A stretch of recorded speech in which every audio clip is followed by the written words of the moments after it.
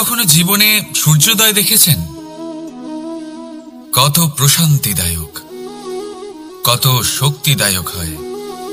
মনের মধ্যে যেন একটা নতুন প্রেরণা দান করে, একটা নতুন উৎসাহ। কিন্তু যদি আপনি উঠতে দেরি করেন, তাহলে আপনি এই সূর্যোদয় দেখতেই পাবেন না। ঠিক এরকমই হয় আমাদের জীবনেও। সুযোগ সূর্যোদয়ের মতো।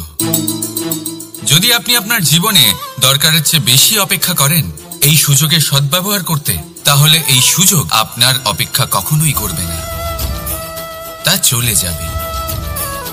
সেই জন্য এদের সামলে রাখুন। সঠিক সময় আসলে এই সুযোগের সদ্ব্যবহার করুন, নিজের কর্মকে সম্পূর্ণরূপে সার্থক করুন। এটাকে এক মুহূর্তের মতো দেখুন। যদি এরকম করেন, তাহলে জীবনও সূর্যোদয়ের মতোই হবে। এতে সন্তুষ্টি থাকবে, গৌরবও থাকবে, আর থাকবে শান্তি। রাধা রাধা। আমরা জীবনে এমন অনেক মানুষকে চিনি যারা অত্যন্ত শক্তিশালী, নিজের পরীক্ষা দিতে কখনো পিছপা হন না, খুব কঠোর হন, আত্মপ্রত্যয়ী হন, কিন্তু তাও তারা সাফল্য পান না। কেন? কি কারণ হতে পারে এর?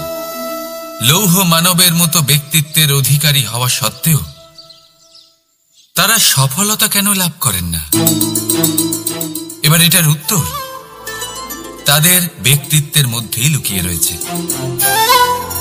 লৌহ মানব, লোহা। আপনি কখনো লোহাকে দেখে থাকবেন, অত্যন্ত শক্তিশালী, অত্যন্ত কঠিন, কিন্তু শুধু তখনই যখন সেটা শান্ত থাকে, শীতল থাকে। তাকে উত্তপ্ত করুন, তা আর কঠিন থাকবে না। তার উপরে এক আঘাত করুন আর তার আকৃতি বদলে যাবে। বুঝলেন? যদি আপনিও জীবনে নিজের শক্তি দিয়ে, নিজের নিরন্তর প্রচেষ্টা দিয়ে বড় কিছু করতে চান, তাহলে সর্বপ্রথম একে শান্ত করে রাখুন, একে শীতল করে রাখুন। জীবনে যা পেয়েছেন তাতেই সন্তুষ্টি পেতে শিখুন। এই ক্রোধের তাপে নিজেকে বদলাবেন না। চিনতে শিখুন সেই চিন্তাগুলো যা ক্রোধ বাড়িয়ে দেয়, আর সেগুলোকে শেষ করে দিন, নয়তো সেই রাগ আপনার পতন অবশ্যই ঘটাবে। রাধা রাধা। আমরা অনেকবার লোকের থেকে এই কথা শুনেছি, জীবনে যখনই ধন অর্জন করবে বাঁচিয়ে রাখবে। কি হয়, কঠিন পরিস্থিতিতে আপনার খারাপ সময় তা আপনার কাজে আসে। কিন্তু এই কথা কি 100% সত্যি? ভাবুন, এই সমস্ত ধন যে আপনি অর্জন করেছেন, তা কি আপনাকে সুস্বাস্থ্য দিতে পারবে? এই সমস্ত ধন কি আপনাকে সুখ এনে দিতে পারবে? পারবে না, তাই না? চলুন আমি আপনাকে একটা কথা বলি। পরমেশ্বর, ঈশ্বর, যদি এই ঈশ্বরের ওপর আপনি বিশ্বাস রাখেন, সর্বদাই ভালো কাজ করেন, সবার মধ্যে প্রেম ছড়িয়ে দেন, আর সবার জন্য শুধু ও শুধুমাত্র শুভকামনা করেন, তাহলে আপনার সাথে কখনো কোনো খারাপ হতে পারে না। তাই সময় বদলান, সময় বদলানোর উপকরণ নয়। আর ভালোবেসে বলুন রাধা রাধা। অনেকবার আমাদের দৃষ্টিভঙ্গি এমন হয়ে থাকে যে আমাদের আসল সত্যের থেকে অনেকটা দূরে নিয়ে যায়। আমরা যেরকম দেখি সেরকম সবসময় হয় না। এবারে দেখুন না, আমরা মানুষেরা, আমাদের ভালো লাগে, আমরা কোথাও গেলাম, আমাদের স্বাগত জানানো হলো, আমাদের প্রশংসা করা হলো, কেউ আমাদের দিকে হাসি মুখে তাকালো, আমাদের ভালোবাসলো, আমাদের ভালো লাগে। কিন্তু যদি কেউ ক্রুদ্ধ হয়, কটাক্ষ করে, ব্যঙ্গ করে, তাহলে আমরা তক্ষুনি তাকে নিজের শত্রু ভেবে ফেলি, তার উপরে ক্রুদ্ধ হয়ে যাই। একটা কথা মনে রাখবেন, এই হাসি সবার জন্যই হয়। আপনি তাদেরকেও হাসি উপহার দিতে পারেন যাদের আপনি চেনেন, তাদেরও দিতে পারেন যাদের আপনি চেনেন না। ছোটদের দিতে পারেন, বড়দের দিতে পারেন, সবার জন্যই হলো এই হাসি। কিন্তু ক্রোধ, ক্রোধ তাদের উপরেই আসে যাদের আমরা জীবনে কখনো হারাতে চাই না, যাদেরকে আমরা অসম্ভব ভালোবাসি, যাদের জন্য আমরা আশা করি যে তাদের জীবনের পরবর্তী সময় সব সময় সুখময় হোক, উজ্জ্বল হোক। সেই জন্য আপনার জীবনের সমস্ত সেই ব্যক্তি যারা আপনার উপরে ক্রুদ্ধ হন, কটাক্ষ করেন, জরুরি নয় তিনি আপনার শত্রুই হবেন।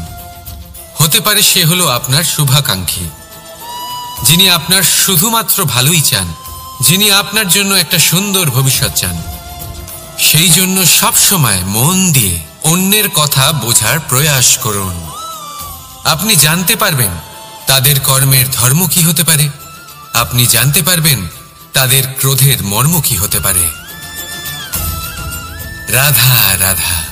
জীবনের এই পথে এগোতে এগোতে আমরা কোথাও থেমে যাই, আমরা জানি না কেন। আমরা চেষ্টা করি যেন আমরা সামনে এগোতে পারি, কিন্তু এরকম হয় না। কি কারণ হতে পারে এর?